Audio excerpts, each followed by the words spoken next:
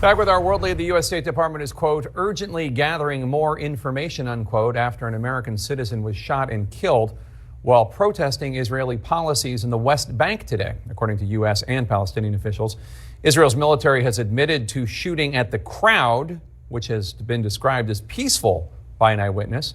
26-year-old Aishinor Agi recently graduated from the University of Washington, and she went to high school here in the United States. She was part of the activist group known as the International Solidarity Movement. She and others were protesting an Israeli settlement near a Palestinian village in the southern part of the occupied West Bank. The Israeli settlement, known as Eviatar, was legalized by the Israeli government in June, a move pushed by far-right extremist finance minister Bezalel Smotrich, who's part of the Netanyahu coalition.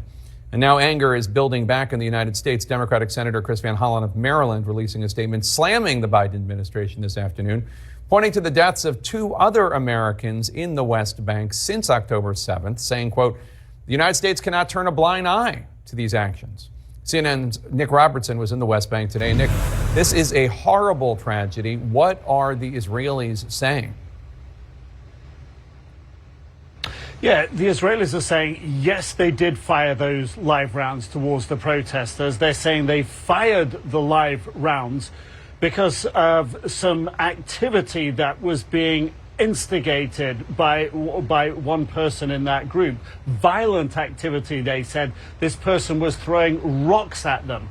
Now, this group of activists, those that were there and witnessed her killing and saw her shot dead, said that they were lower down the hill from where the IDF was, that the protest had been a peaceful protest, they say, and that it was just sort of beginning to wind down when they say that the IDF fired tear gas down towards them or smoke grenades, but something that sort of got them all moving and running away. This is how they describe it.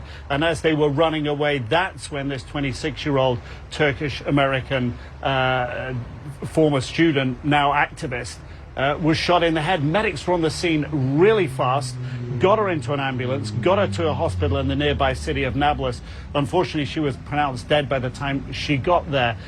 This is a weekly protest. It comes as no surprise to anyone. I think the surprise here for most people is going to be that the IDF say they shot live rounds because someone was throwing rocks at them. And you were in Jenin in the occupied West Bank earlier, just after this drawn-out Israeli military operation.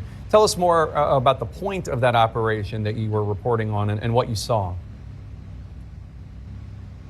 Yeah, the IDF said they went in there to kill terrorists, and they claim to have killed 14. Now, Palestinian health officials say 39 people total were killed across the operation, 8 of them children, 2 of them old people. So when we arrived in Jenin, this was the first opportunity people were having to bury the dead. The first funeral we went to was for 3 of the men the IDF calls terrorists. I spoke to their commander of the Palestinian Islamic Jihad. They see themselves as militants. He said the IDF had not defeated them, won't defeat them in the future. He said, yes, we've had losses, but they should admit to theirs too. I talked to the mayor in the town where they were literally clearing up the rubble in the center of the city where the roads had been wrecked by diggers, and he was counting the cost. He says more than $10 million to put right the 15 miles of road that have been dug up. All right, Nick Robertson in Tel Aviv, thanks so much.